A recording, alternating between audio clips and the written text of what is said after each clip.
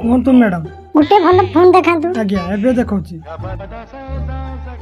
ଇଏ ଦେଖନ୍ତୁ madam, iPhone 14 pro Max. IPhone କେତେ ଟଙ୍କା? ଇଏ ଜମା 1.5 ଲକ୍ଷ ମ୍ୟାଡ଼ାମ।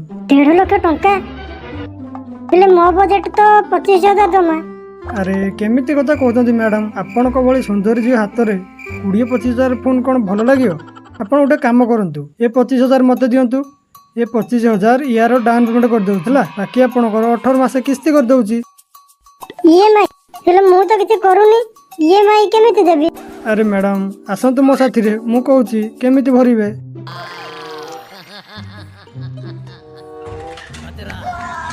समझ रहे हो? समझ रहे हो? 15 minutes later. ଚାଲନ୍ତୁ ମ୍ୟାଡ଼ାମ, ଆପଣଙ୍କର ଗୋଟେ କିସ୍ତି ଗଲା ଆଉ 17ଟା କିସ୍ତି ରହିଲା।